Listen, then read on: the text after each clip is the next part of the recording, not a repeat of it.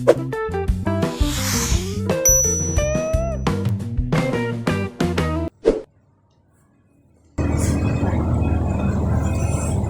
sore Ibu, terima kasih atas kesediaannya sudah meluangkan waktu untuk kami dengan berbagi pengalaman dan wawasan dalam tugas mata kuliah manajemen operasional ini. Sebelumnya, perkenalkan saya Gina Sabrina dan rekan saya Jaida Alia Nabila. Kami mahasiswa dari Universitas Primageraha. Sebelumnya, kami ingin mewawancarai terkait bagaimana supaya kita bisa memanage sebuah bisnis.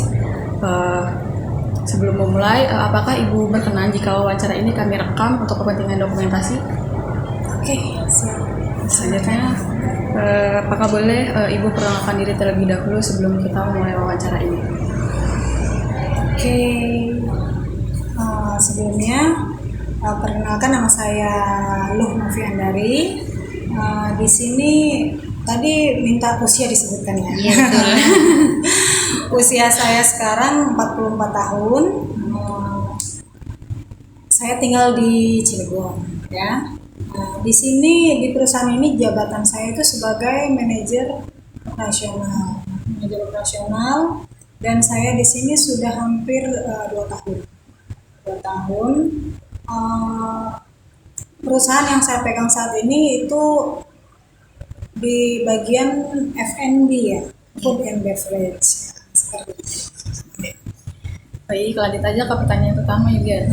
Baik Ibu Novi, pertanyaan yang pertamanya yaitu menurut pendapat Ibu, bagaimana cara yang baik untuk menjaga dan mengolah kualitas produk agar tetap terjaga dengan baik? Oke, di sini kami selama ini yang pasti untuk menjaga dan mengelola kualitas produk itu pertama yang pasti dari bahan baku yang berkualitas ya,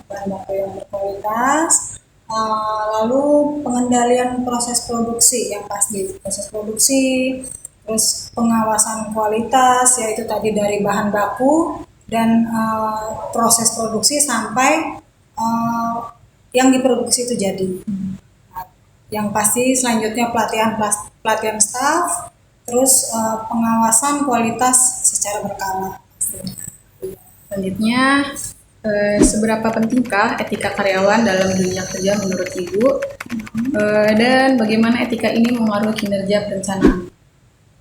Nah, tentang etika karyawan itu sangat penting ya yang pasti ya dalam dunia kerja karena mempengaruhi kinerja, lingkungan kerja, dan yang pasti reputasi perusahaan.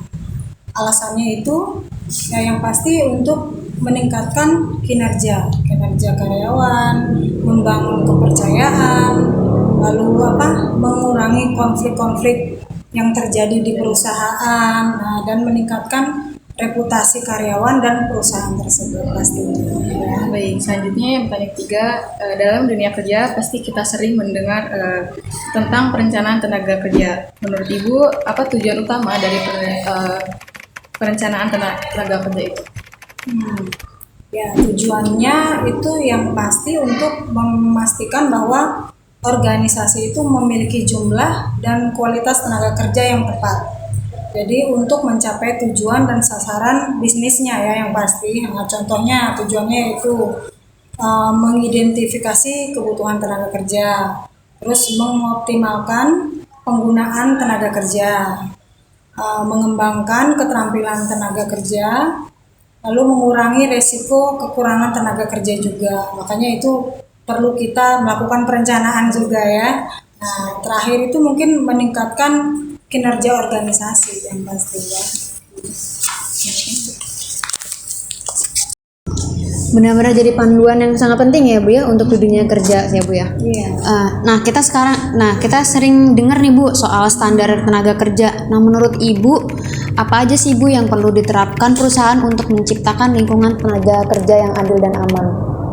Menciptakan lingkungan kerja yang aman dan adil ya. Iya betul.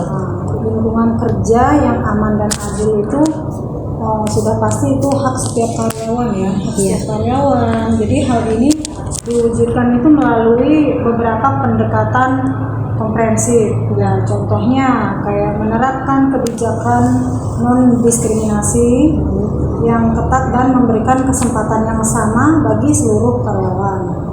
Nah, berikutnya seperti menyediakan infrastruktur keselamatan kerja yang memadai dan sesuai standar pastinya kan. Nah, mungkin salah satunya lagi membangun sistem kompensasi yang transparan dan adil serta menciptakan mekanisme pengaduan yang terbuka dan dapat dipercaya. Baik Ibu. Nah, pertanyaan terakhir nih Bu ya, soal desain pekerjaan atau yang dikenal dengan job desk ya Bu ya. Nah, apa sih tujuan utama dari desain pekerjaan menurut Ibu itu, dan bagaimana sih hal ini nih bisa meningkatkan produktivitas karyawan gitu, sehingga karyawan tuh bisa produktif nih Bu di job desk yang ini gitu. Oke. Desain pekerjaan ya, itu kan merupakan proses sistematis merancang struktur, tugas, dan tanggung jawab dalam sebuah posisi kerja ya. Jadi tujuannya itu mengoptimalkan produktivitas individual dan organisasi. Dengan merancang pekerjaan secara tepat, perusahaan dapat memaksimalkan potensi setiap karyawan ya. Jadi meningkatkan motivasi kerja serta menciptakan alur kerja yang efisien. Nah, hal ini membutuhkan pemahaman mendalam tentang kemampuan karyawan ya. Jadi kebutuhan organisasi dan dinamika lingkungan kerja tersebut. Ya. Baik, terima kasih banyak Ibu Novi atas waktu dan wawasannya yang sangat informatif. Wawasannya sangat berharga bagi kami. Semoga ilmu yang kami dapat hari ini bisa menjadi bekal kami untuk mengembangkan kemampuan kami di bidang manajemen operasional. Sehat dan sukses selalu untuk Ibu Novi agar senantiasa bisa memberikan sharing ilmu kepada kita semua. Sekali lagi kami sangat terima kasih atas waktunya ya Ibu ya. Terima kasih banyak. Amin. Terima kasih.